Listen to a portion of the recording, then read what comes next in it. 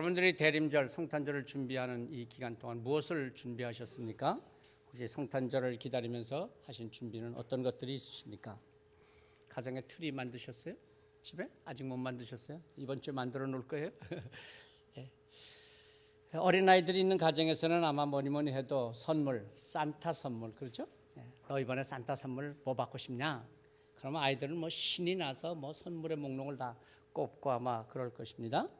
뿐만 아니라 사랑하는 사람도 서로 어떤 선물을 나눌까 아마 생각하고 계획하겠죠. 유럽 쪽에서는 성탄절을 앞두고 가정만이 아니라 온 마을이 떠들썩하게 성탄을 준비합니다. 구청이나 시에서 크리스마스 마켓이라고 하는 시장을 여는데요. 12월 초서부터 저녁마다 거의 매일 저녁 동네 광장에서 성탄 준비를 위한 시장을 엽니다. 대단합니다. 온 마을 사람들이 다 모여서 밤늦도록 축제를 갖습니다. 때로는 교회 성가대들이 돌아가면서 와서 찬양을 하기도 하고 해서 또 신이 나기도 하죠. 또 뿐만 아니라 아주 다양한 먹거리들도 많이 있습니다. 저도 파리에 사는 동안 몇 번 이 크리스마스 마켓 불어로는 마우쉐드 노엘이라고 그렇게 부르죠. 예. 나가봤는데 좀 날씨가 굉장히 좀 쌀쌀합니다. 그런데도 불구하고 많은 사람들이 나와서 이 축제를 즐기곤 했습니다. 여러 가지 먹을거리들이 있습니다만은 역시 그 중에서 제일 인기가 있는 먹을거리는 따뜻하게 덮인 포도주입니다. 이게 이해가 되세요? 포도주를 따뜻하게 데펴서 먹습니다. 다른 때는 안 그러는데 성탄절 때는 그 따뜻한 포도주가 있습니다. 예, 그 따뜻한 잔을 이렇게 두 손으로 감싸고 호호 불면서 그 따뜻한 포도주를 홀짝홀짝 마시면서 그 마켓에 이렇게 여러 그 가게들 또 아주 독특한 물건들이 많습니다. 그걸 구경하면서 다니는 재미는 정말 좀 대단한 것 같습니다. 어쩌면 유럽에서만 느낄 수 있는 그런 성탄의 준비라고 볼 수 있겠습니다. 사람들이 살아가는 데 있어서 무슨 일에서든지 준비하는 일이 참 중요합니다. 준비되어 있지 않으면 아무리 좋은 기회가 온다고 할지라도 또 복이 와도 그 기회를 잡을 수 없고 복을 받을 수가 없겠죠. 하나님께서 아무리 복을 주시려고 계획할지라도 준비되지 않은 사람에게는 하나님의 복을 주실 수가 없습니다. 인류의 구세주로 오신 예수 그리스도 역시 하나님의 약속을 붙들고 영적으로 깨어서 기다리며 준비했던 사람들에게 먼저 전해졌고 예수님을 만나는 영광과 기쁨이 있었습니다. 오늘 우리가 읽은 말씀 시몬의 신앙은 대림절을 지나고 있는 우리가 정말 본받아야 할 만한 참으로 놀라운 신앙의 모습을 보여주고 있습니다. 함께 예배하는 우리 모두 시몬과 같이 예수 그리스도를 만나고 감격하며 하나님의 영광으로 가득한 삶, 특별히 이번 성탄절이 그랬으면 좋겠습니다. 시몬은 제사장이라고는 분명한 언급이 성경에는 없습니다. 그는 아마 성전에서 일하는 제사장은 아니었던 것 같습니다. 그럼에도 불구하고 시몬은 수시로 성전에 들어가서 하나님께서 일찍이 약속하셨던 메시아를 기다리곤 했던 것 같습니다. 사실 이것이 그렇게 쉬운 일이 아니죠. 당시 율법을 연구하고 하나님의 약속의 말씀을 지키려고 했던 수많은 사람들이 있었을 텐데 성전에서 일하는 제사장들도 얼마나 많았을 텐데 제사장도 아니고 율법학자도 아닌 평범한 신분의 시몬이 정결 예식을 하기 위해서 성전에 들어온 아기 예수님을 만나고 마리아와 요셉을 축복할 수 있었던 것, 그것은 쉬운 일이 아니었을 것입니다. 오늘 성경에서 보면 시몬은 예루살렘에 사는 의롭고 경건한 삶을 살았던 사람이다, 그렇게 소개를 하고 있습니다. 그는 놀랍게도 하나님께서 보내주시겠다고 약속하셨던 메시아 약속을 믿고 기다렸던 사람이었습니다. 메시아 약속은 당시 모든 이스라엘 사람들이 알고 있었던 것이요 기다리던 약속이었습니다. 정말 긴 세월 동안 기다리며 믿었던 약속입니다.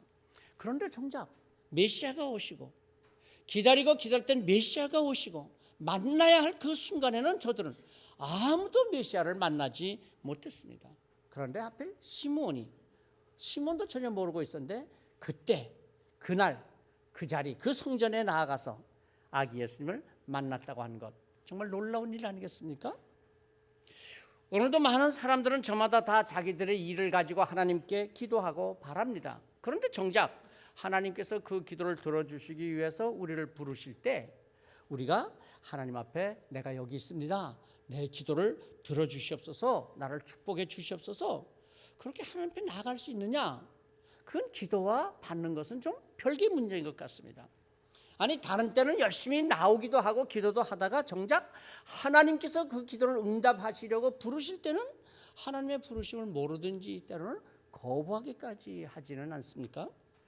마리아와 요셉이 아기 예수를 안고 모세 율법에 정한 정결 예식을 행하기 위해서 예루살렘 성전에 들어갔는데 그때 예루살렘에 살고 있었던 시몬도 마침 성전에 들어가서 마리아와 요셉을 만나게 되었던 것입니다. 결코 이들이 약속한 바가 없습니다. 우리 언제 만나자 그런 거 없습니다. 아니 상대방의 계획을 또 미리 알고 있었던 것도 아니었습니다. 그런데 어떻게 이렇게 성전에서 딱 마주칠 수 있었을까요? 참으로 놀랍지 않습니까? 그러나 이것은 결코 우연이 아니었습니다. 사실 놀라운 일도 아닙니다. 거기에는 하나님의 계획하심과 시몬의 준비함이 있었다고 하는 것입니다. 많은 사람들은 이 세상의 역사가 우연히 이루어지는 것이고 또 때로는 인간이 열심히 노력하고 애써서 이루어내는 것이다 그렇게 생각합니다. 그런데 사실은 하나님께서 하나님의 약속을 믿고 믿음으로 준비하는 사람들을 통해서 하나님께서 이루어가는 역사라고 하는 것을 우리는 알아야 합니다. 여러분 요셉을 한번 생각해 보시겠습니까? 그가 형들의 질투와 시기심으로 인해서 애굽의 상인들에게 팔려서 노예로 애굽에 갑니다. 그리고 애굽의 보디발의 집에서 종으로 삽니다. 그러다가 보디발의 부인의 모함으로 요즘 말로 한다면 성폭력범이라고 하는 아주 수치스러운 죄를 뒤집어쓰고 억울하게 감옥에 들어갑니다. 언제 풀려날지 모를 답답한 삶을 삽니다. 이처럼 억울한 삶이 어디 있겠습니까? 그런데 여기에 대반전이 일어나는 것이죠. 애굽 바로 왕의 꿈을 해석하게 되고 마침내 애굽의 총리 자리까지 오르게 됩니다. 여러분 요셉의 이러한 삶을 보면서 이런 삶의 여정을 보면서 요셉의 운명을 이끌어가는 힘 보이지 않는 그 힘이 무엇이라고 생각하십니까? 시기에서 애굽에 팔았던 형들의 그 힘입니까? 애굽의 보디발 그 장군 보디발의 권력이었겠습니까? 아니면 부인의 그 농락이었습니까? 감옥의 그 간수장의 돌봄이었겠습니까? 아니 애굽 왕의 정치적 힘이었을까요? 아니요. 믿음의 눈으로 요셉의 삶을 보면 그의 삶의 모든 일들은 하나님께서 요셉을 통해서 이루고자 하신 뜻을 이루어 가시는 한 과정이었을 뿐이라고 하는 것입니다.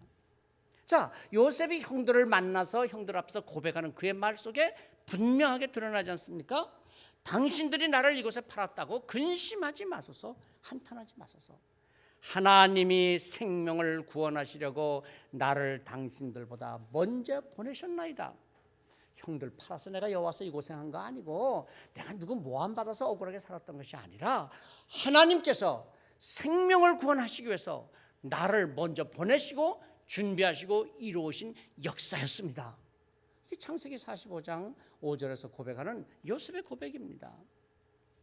요셉이 애굽으로 팔려가고 억울한 누명을 쓰고 감옥에 갇히고 감옥에서 왕의 식음료를 담당하는 관리들을 만나고 또 왕이 또 그때 또 꿈을 꾸고 7년의 흉년이 들고 7년의 풍년이 들고 이 모든 일들이 우연히 일어난 일들이 아니라 하나님께서 요셉을 통해서 이루어 가시는 일들이었다고 하는 것입니다. 자 보십시오. 오늘 말씀에서도 27절에서 어떻게 시므온이 이렇게 그때 마침 그 시간 성전에 들어가서 아기 예수를 만나고 아기 예수를 안고 영광을 누리며 기뻐하며 감격하고 축복할 수 있었던가. 27절을 보세요. 성령의 감동으로 성전에 들어가매 마침 부모가 율법의 관례대로 행하고자 하여 그 아기 예수를 데리고 오는지라. 시므온 그가 어떻게 아기 예수를 품에 안고 감격하는 기쁨과 영광을 누릴 수 있었다고요? 어떻게 마리아와 요셉이 그때 예수를 안고 예루살렘 성전에 들어왔을 때 시므온이 하필이면 그때 성전에 들어왔다고요? 성령의 감동으로 성전에 들어가매. 자, 그 앞에 뭐라 그랬습니까? 마침. 이게 기가 막힌 말이잖아요. 마침. 사람의 눈에는 우연인 것 같지만 그러나 하나님께서는 그때마다 준비된 자들, 하나님의 약속을 믿고 순종하는 사람들을 통해서 이루어 가시는 역사라고 하는 것입니다. 뭐라고요? 오늘 좀 날씨가 좀 밖이 춥고 안은 따뜻하고 그러신가요? 여러분 지금 별 감각 없이 말씀을 받으신데 이거 보통 말이 아니에요. 잘 한번 들어보세요. 뭐라고요? 사람의 눈에는 우연인 것 같지만 그러나 하나님께서는 그때마다 준비된 자들, 하나님의 약속을 믿고 순종하는 사람들을 통해서 이루어 가시는 역사라고 하는 것입니다. 이게 바로 믿음입니다. 우연히 시몬이 그날 그때 예루살렘 성전에 들어가고 거기서 아기 예수를 만난 것이 아니라 시몬은 오래전서부터 메시아를 기다리고 사모해 기도해 왔습니다.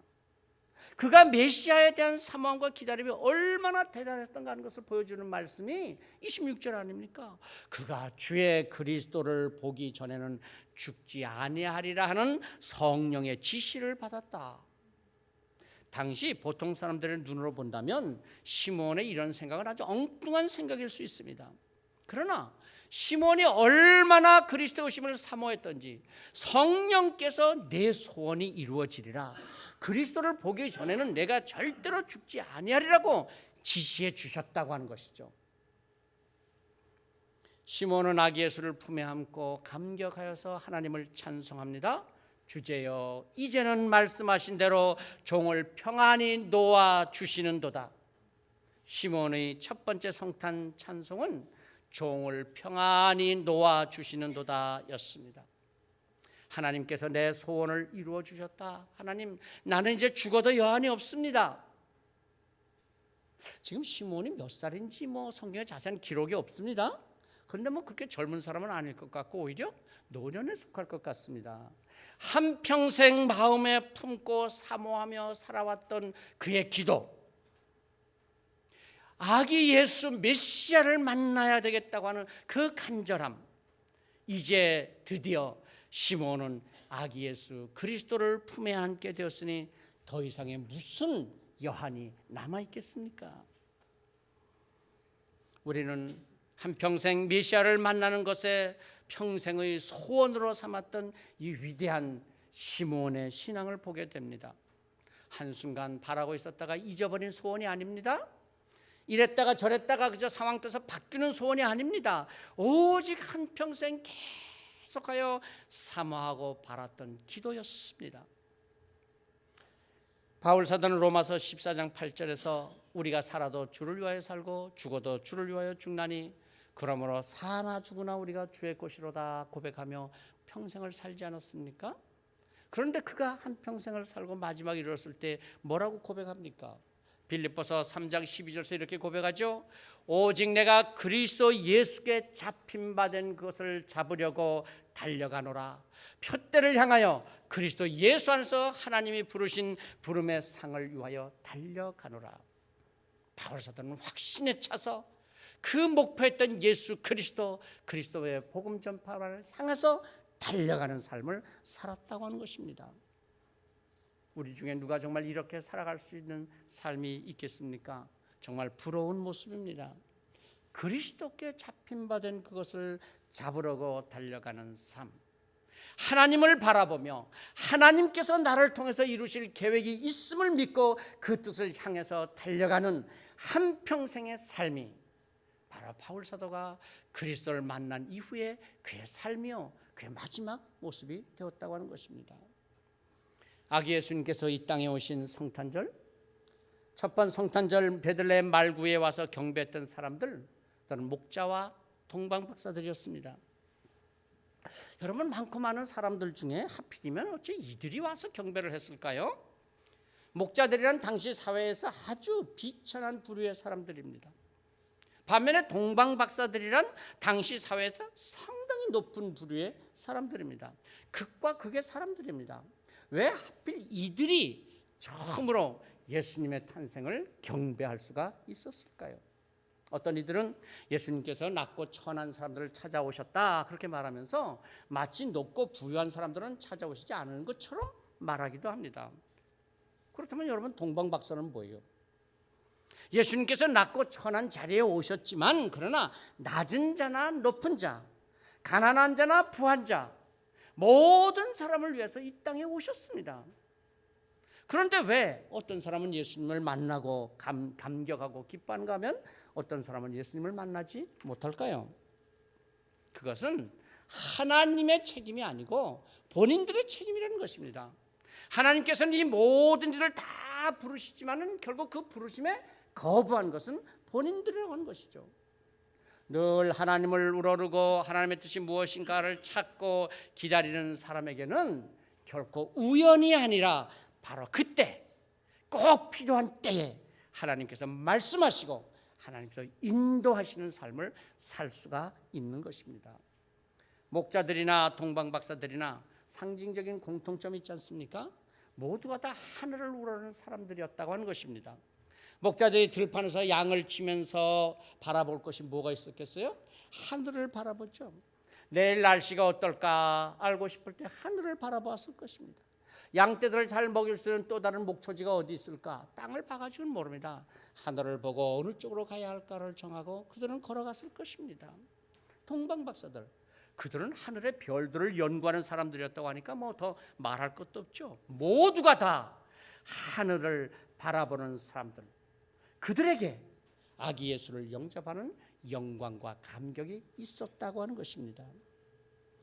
요즘 여러분 우리 사회의 문제점 중에 하나가 바로 자살 문제 아닙니까? 특히 젊은 세대들의 자살, 굉장히 자살률이 높다고 합니다. 우리나라의 자살률이 세계 1등이라고 하지 않습니까? 계속 변함없이 1등을 유지하는 자살률 1위. 자살의 이유가 무엇입니까? 자살의 첫 번째 이유가요, 우울증이랍니다. 여러분 작년인가요? 그 아이돌 얼마나 인기를 끌고 한창 그냥 그 대단한 그 가치를 높이던 그 아이돌, 그 남자아이, 그 젊은 아이가 자살했잖아요. 모르세요? 그 뭐 샤이니? 샤이니는 아세요? 예. 샤이니가 그 자살했잖아요. 근데 그가 자살하면서 무슨 말을 남겼습니까? 뭐라고 말했습니까? 왜 자살했다 그랬습니까? 우울증이 나를 삼켰다. 그렇지 않습니까? 우울증이 나를 삼켰다. 무슨 뭐 억울한 누명을 썼다, 가난하게 되었다, 내 명예가 떨어졌다, 뭐 내가 능력이 없다. 아니요, 우울증이 나를 삼켰다. 그리고 자살하는 거예요. 참 안타까운 현실이죠. 왜 우울증에 들어갈까요? 이 세상만 바라보고 하나님을 바라보지 않으면 우리의 삶은 아무리 잘 살아도, 부유하게 살아도, 보람되게 사는 것 같아도 결국 헛된 삶이 되고 허황된 삶이 되고 마는 것입니다. 왜요? 결국은 걸어가는 길이 어딥니까? 마지막 인생의 종점이 무엇입니까? 죽음을 향해서 걸어가는 인생일 뿐입니다. 우리는 오늘도 죽음을 향해서 벌써 한 걸음 더 나아가고 있지 않습니까? 무엇이 우리 앞에 있습니까? 우리의 소망은 오직 하나님께 있습니다. 시편 146편 5절 이렇게 말씀하지 않습니까? 야곱의 하나님을 자기의 도움으로 삼으며 여호와 자기 하나님에게 자기 소망을 두는 자는 복이 있도다. 여호와 하나님께 소망을 두는 자. 시편 62편 5절에서도 이렇게 말씀합니다. 나의 영혼아 잠잠히 하나님만 바라라. 나의 소망이 그로부터 나오는도다. 세상을 바라보고 세상을 바라봐서 거기에서 우리의 소망이 있는 것이 아니라는 것입니다. 하나님께 소망을 두는 자는 결코 실망하지 않습니다. 결코 그 삶이 헛되지 않습니다. 우울증에 들어가지 않습니다. 우리의 두 발은 이 땅을 딛고 살아가지만 우리의 머리는 하늘을 향해서 하나님을 바라보면서 살아가야 합니다. 하나님을 바라보고 사는 사람에게 복을 주시며 그의 일생을 통해서 하나님의 역사를 이루어 가십니다. 시므온도 그 자신 복된 삶을 이렇게 고백하며 찬송하고 있는 것입니다. 주제여, 이제 말씀하신 대로 종을 평안히 놓아 주시는도다. 여러분, 우리도 이 땅의 삶을 마치고 떠나는 그 마지막 순간에 정말 이렇게 하나님을 찬양할 수 있다면 얼마나 좋겠습니까? 하나님, 이제 저를 이 땅에서 평안히 놓아 주시는군요. 하나님의 은혜로 잘 살다 갑니다. 30절에 시몬은 이렇게 찬송합니다. 내 눈이 주의 구원을 보았사오니 이는 만민 앞에 예비하신 것이요라고 했습니다. 시므온은 자신의 눈으로 하나님께서 예비하신 구원의 역사를 다 보았다고 찬송합니다. 성경에 보면 하나님의 예비하심이라는 말씀이 참 많이 나오죠. 아브라함에게 아들 이삭을 제물로 바치라고 하셨을 때 하나님께서는 이미 벌써 모리아산에 어린 양을 제물로 예비하고 계셨습니다. 그래서 뭐라 그랬어요? 여호와 이레라. 아브라함 그렇게 고백했잖아요. 살인자가 되어서 미디안 광야로 도망치는 모세 앞으로 어떻게 살까? 어디로 갈까? 그는 정처 없이 떠났을지 모르지만 그러나 하나님께서는 이미 미디안 광야의 이드로의 가정을 예비하고 계셨습니다. 자신의 위치를 벗어나서 교만하게 제사장의 직분을 행했던 사울 왕을 대신해서 하나님께서는 이스라엘의 왕으로 다윗을 예비하고 계셨습니다. 가사로 내려가는 광야길, 사람들이 잘 다니지 않는 길을 가던 에티오피아의 여왕 국고를 맡은 관리를 위해서 하나님께서는 빌립을 예비하셨습니다. 가이사랴 빌립보의 고넬료를 구원하시기 위해서 요빠에서 기도하는 베드로를 준비하시던 하나님이셨습니다. 하나님께서는 내일의 나의 삶을 위해서 이미 예비해 두셨습니다. 함께 주님의 사랑을 나눌 사람을 예비해 두셨고, 같이 교회를 섬길 동력자들을 예비해 두셨고, 나의 삶에서 영광을 받으시기 위해 나를 위한 모든 계획을 예비해 두셨습니다. 일찍이 여러분과 제가 만나서 경서교회에서 영적 부흥의 때를 이루도록 예비해 두셨습니다. 아멘 하시는 분에게만 복이 있을지어다. 그럼요, 그렇잖아요. 하나님의 예비하심,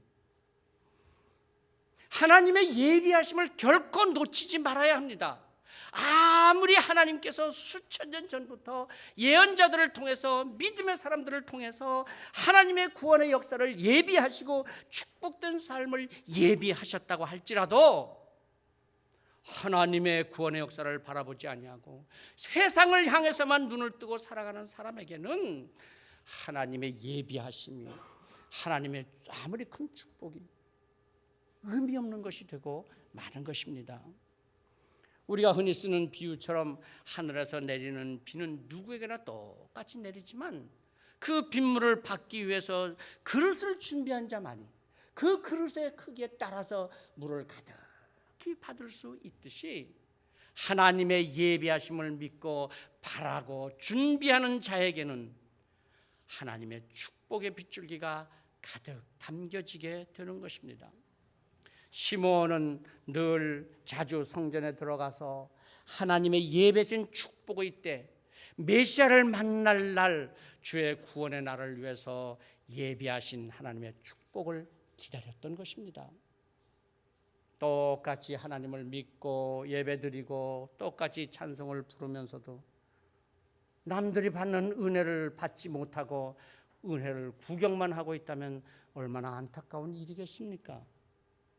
오늘 이 시간도 하나님께서 나를 부르시고 나를 위해서 예비하신 은혜가 얼마나 크고 놀라울까 기대하며 은혜를 사모하며 그 은혜 받을 그릇을 넉넉히 준비하여 가득가득 은혜를 담아주시는 하나님이십니다.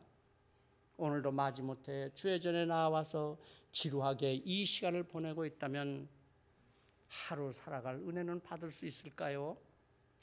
은혜도 받지 못하고 이 성전을 떠나고 말 것입니다. 아무리 하나님의 은혜가 폭포수처럼 쏟아진다고 할지라도 하나님의 은혜를 우습게 여기고 귓가직하며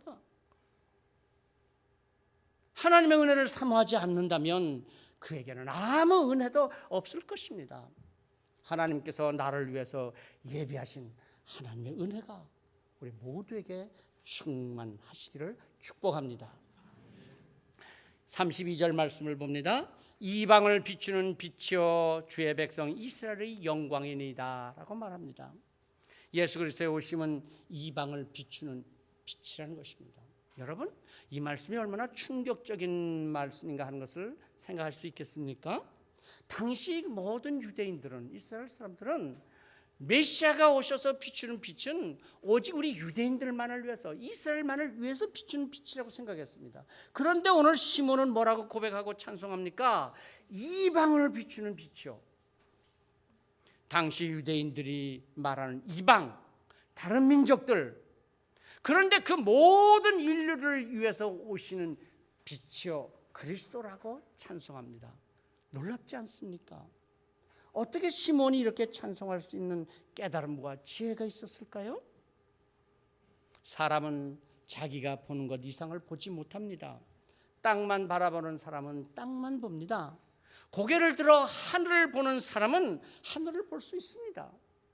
하나님을 믿으면서도 하나님을 바라보지 아니하고 자기 자신만을 바라보는 사람은 아무리 잘 믿는 것 같아도 자기 자신밖에 보지 못합니다.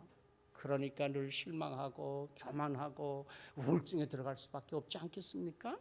시몬은 하나님을 바라보고 하나님의 약속을 믿고 사모하면서 살아왔기에 성령의 인도하심으로 이렇게 놀라운 찬송을 올려드릴 수 있었던 것이죠. 그의 직분도 그의 직업도 그의 가문이나 혈통도 전혀 소개되지 않는 무명의 시므온. 그러나 그는 늘 항상 묵묵히 성전을 찾아서 메시아를 기다리며 예비해 왔습니다. 시몬은 드디어 마침내 메시아를 만나고 아기 예수를 품에 안고 찬송을 통해서 놀라운 고백을 할 수 있었던 것이죠. 이는 만민 앞에 예비하신 것이요 이방을 비추는 빛이로다.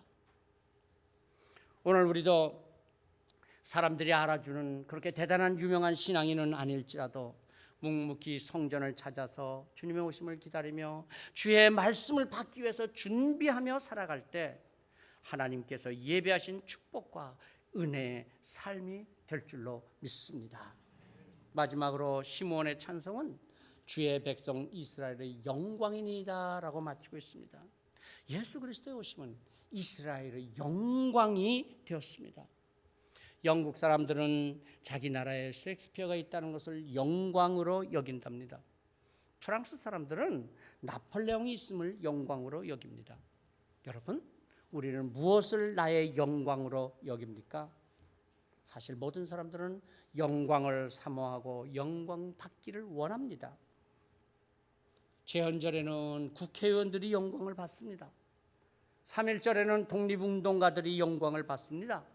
국군의 날에는 군인들이 영광을 받습니다.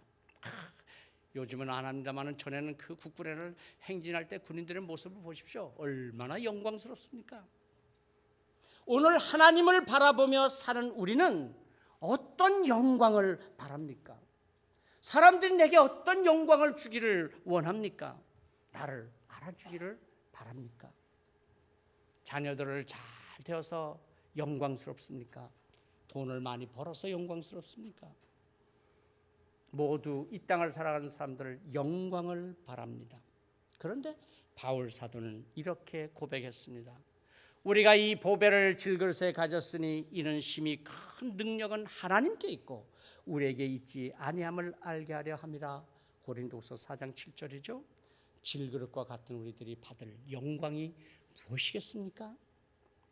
사실 아무 영광도 받을 수 없는 존재입니다. 영광을 받는다고 해서 영광을 자랑하지만은 금방 끝나는 영광입니다. 바울 사도는 고백합니다. 질그릇에 이 보배를 가졌으니 예수 그리스도를 모시고 살아가는 삶, 그래서 영광 받는 자가 된다는 것입니다. 세상의 영광 다 한계가 있는 것입니다. 여러분, 곤불 10년이라고 요즘 그 느끼지 않습니까? 그렇게 대통령이 될 때 영광스러웠던 사람들이 감옥에 가서 있고 수치스럽고 부끄러운 모습으로 살아가고 있지 않습니까? 지금 대통령은 또 뭐 어쩔지 모르는 거예요. 이 세상의 영광은 한계가 있습니다. 아무리 지금 힘이 있고 물질이 있고 자랑이 있다고 할지라도 인생은 흘러갑니다. 모든 영광은 사라집니다. 무슨 자랑, 무슨 영광이 영원하겠습니까? 우리가 목적을 하고 우리가 목표하면서 살아가는 것 다 함께 사라진 것들 뿐입니다. 권력이든 물질이든 명예든 건강이라고 하는 것도, 아니 요즘 미모를 자랑한다고 하는 것도, 벌써 그렇게 아름답던 우리 여신도들이 10년의 세월에 많이 변했습니다. 저도 변했고요. 미모도 갑니다. 언제까지 예쁘겠어요? 언제까지 건강하겠어요? 크게 낙심할 때가 옵니다. 좌절할 때가 옵니다. 질그릇과 같은 나. 그러나 내 안에 담겨있는 법에 예수 그리스도를 영광으로 삼고 예수 그리스도를 자랑하고 예수 그리스도를 모신 삶을 살아갈 때 그리스도의 영광이 우리의 삶을 영광스럽게 하는 것입니다. 이번 성탄절 시므온이 찬송 불렀던 이 성탄의 찬송을 우리도 함께 부르며 우리의 삶에 하나님의 예비된 축복과 은혜와 영광이 넘치는 삶이 되시기를 성부와 성자와 성령의 이름으로 축복합니다. 함께 같이 묵상기도 드리시겠습니다.